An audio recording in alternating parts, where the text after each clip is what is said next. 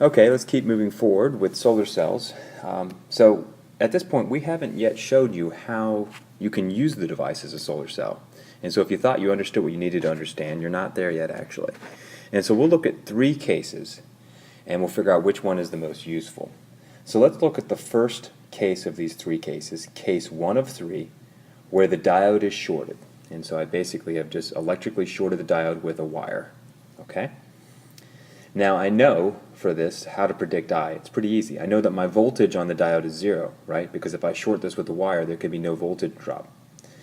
And so if my voltage is 0, then I could take my equation I had before, where here's I op, and I sub that in there, and I can just basically set voltage equal to 0, which I'm doing there.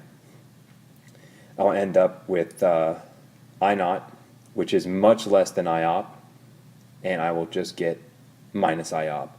And so this makes sense. Basically, the current through a wire will be the optically generated current as electrons goes this way and holes go this way. So that's all that said. We just showed it mathematically. And again, the current contributing for IOP are those within a diffusion length of the depletion region width and within the depletion region width itself. Here's a question then. So 1 photon, does that result in 2Q collected or 1Q collected? Well, think about that. Okay, so if I get, let's put a hole here, and I'll put an electron up here. I know the electron's going to go this way, right? And the hole is going to go this way. So here's my hole. And my hole, let's pretend my hole is the one that moves through the outside circuit. Remember, I have an electron over here, right? So I had an electron I generated. When that hole meets the electron, they recombine, right? And so I don't need the electron to go around the circuit.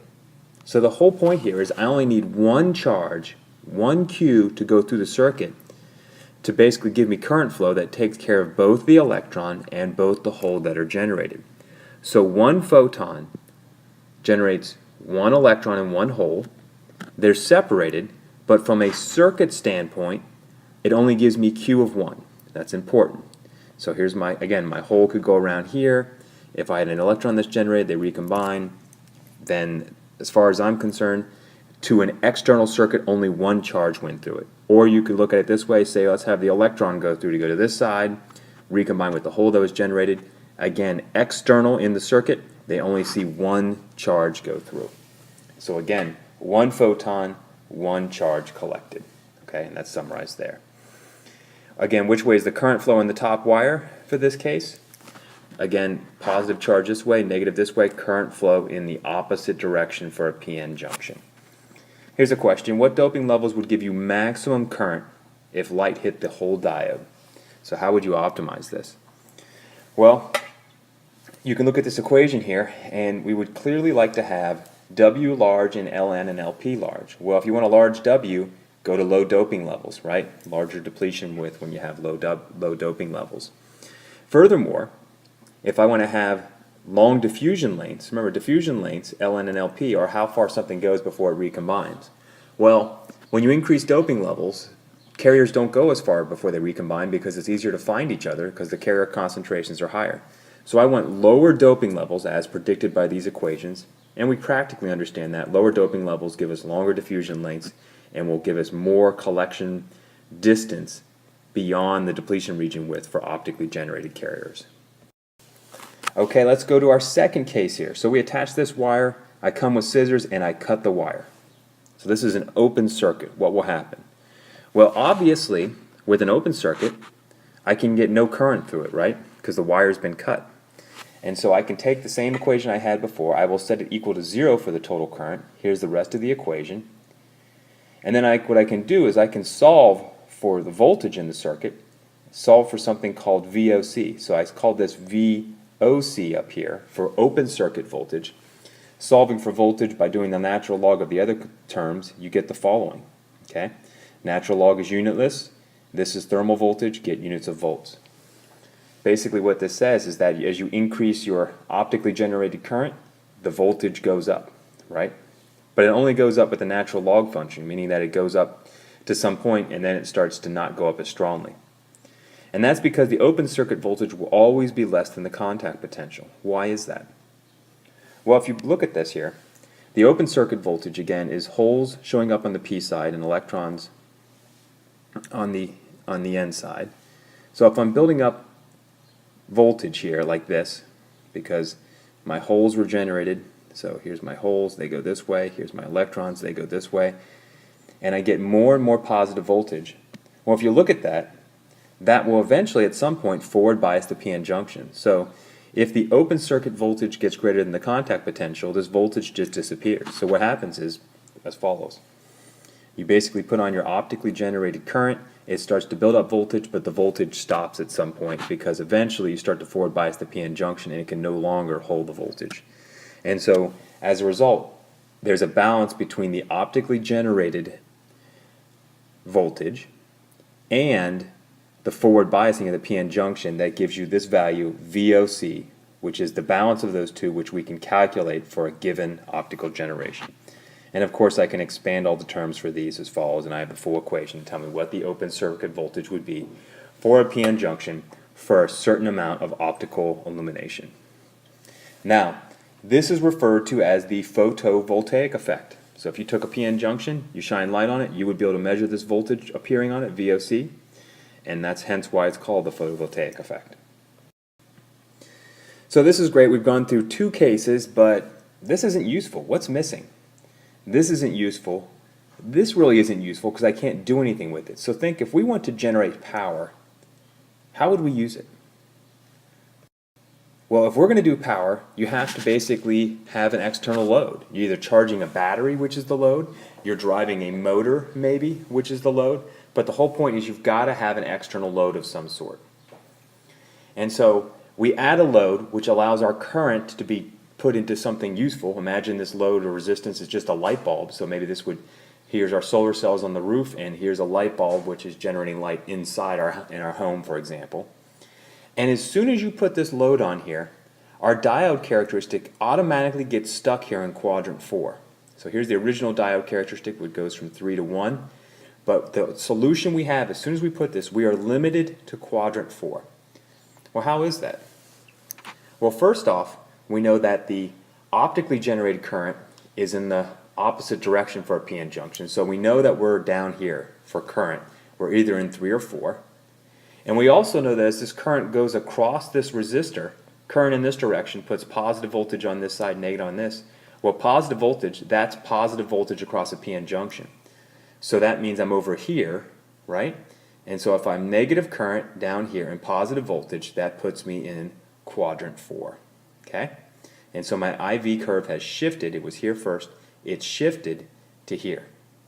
Now, what are these terms I've labeled here? I labeled something called ISC, which is I short circuit, VOC, which is V open circuit, and P max. Well, these are easy. ISC would be the case where I short circuited this thing. So if I had no resistor, remember? If there's no resistor, there's no voltage, right? So look, on the voltage axis, 0, and I get maximum current. Okay? VOC, if we cut the wires, we get no current. So current goes to 0, so I'm right here on here, and the voltage maximizes to VOC. So those are two extreme cases of minimum resistance, short circuit, or maximum resistance, open circuit. So what about P max? Well, P max is the solution in between where you pick a resistance value which gives you a solution where you've got both current and voltage drop. You've got current because you have a circuit that connects, it's connected, it's not open circuited, but we still have a resistor which gives me some voltage, not VOC but some voltage. And the reason why I call it P max is that I want to maximize the amount of power generated by getting maximum area for this rectangle, because power is voltage times current, right?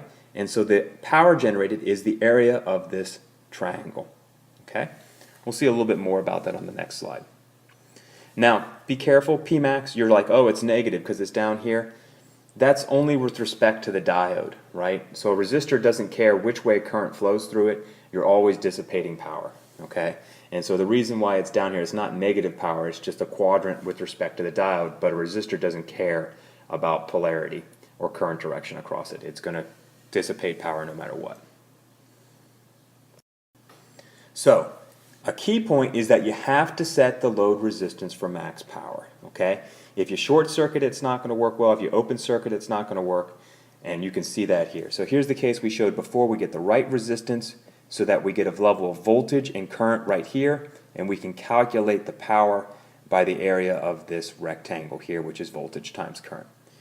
If we were to short circuit this, right, our voltage goes very small, our current maximizes, but the area, voltage times current of this rectangle, is very small.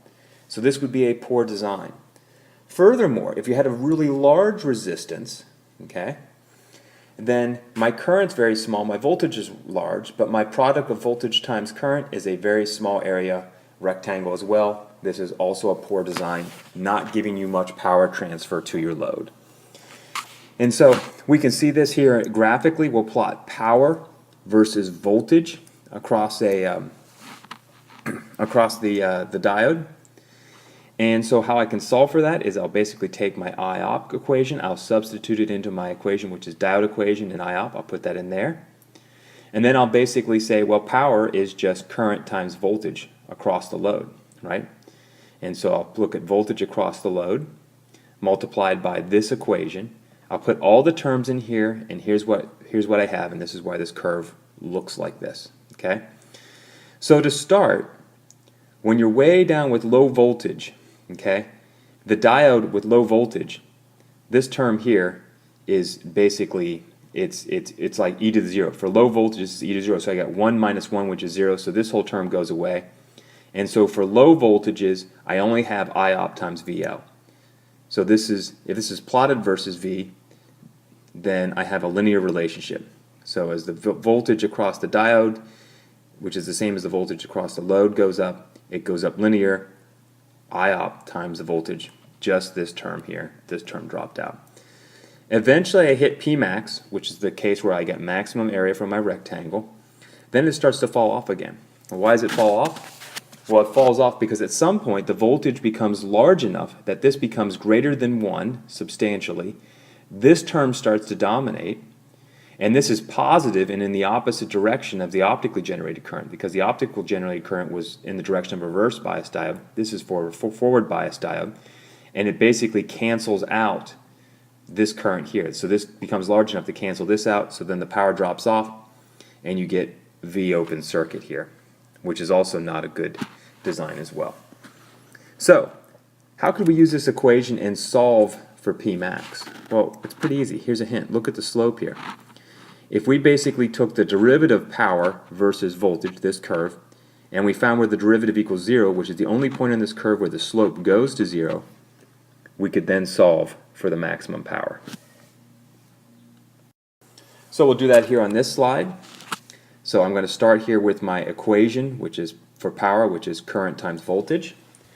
And I'm going to basically take the derivative of power with respect to voltage, dP dV, and set it equal to 0, because that's where the slope equals 0 on this. I notice these both have voltage terms in them, so I have to use the product rule for these. This one's easy. It just basically gives me just IOP if I take this as dP dV, so IOP there. Using the product rule, I get the derivative of the first here times not the derivative of the second, and then I get the not the derivative of the first here times the derivative of the second shown here. Okay? We'll take that over here. Next thing I'm going to do is just move IOP to the other side. I did that. Next thing I'm going to do is move I naught under IOP, so I do that here. So now I naught is under IOP. I'm going to get rid of this 1 here and move it to the other side. I do that there. Okay? I end up with this equation. Then I'm going to recognize that these terms here, this would be just this term times 1 plus this, because these have these in common. And so I get 1 plus this times that common term. Then I'm going to recognize that this term is much greater than this, and this term is much greater than this, right? IOP is much greater than I naught. So I can get rid of these 1s. I get the following equation. And then I can therefore find that at Pmax, which this whole equation is valid for, I can solve for IOP. So I'll just solve for IOP. I'll put I naught to the other side. IOP equals I naught e to the QV over KT times voltage over thermal voltage. That makes sense. These cancel out. No units, current, current. Okay? So, let's look at this in a little bit more detail for a real example. So, we've gone through that equation to solve for Pmax. And what you could do then is you could look at voltage drop across the resistor to get a solution shown like this below. So this is not plotted versus voltage, but this is plot versus resistance. So here's my my power output for a solar cell versus the load resistance. And you can see again it goes up, reaches a maximum power output, and then it goes down. Be careful, this was plotted versus voltage, why it has this shape. This is plotted versus resistance, hence why the shape's a little bit different, but they both have a Pmax for a given voltage or for a given resistance. Okay. So here's a question for you. Do you think that this is good for all times of day? I put solar cells on my house. I pick one load. Would that work all day? Well, the answer is no. We'll see that in a little bit, that if we solve this system for a current amount of voltage and IOP being generated, then to optimize that throughout the day, you actually want to change the load resistance as the sunlight intensity changes on the solar cells. But we'll take a greater look at that a little bit later. So at this point, you can take another break and do some quick review. You should be able to answer these questions because these are exactly what we just went through.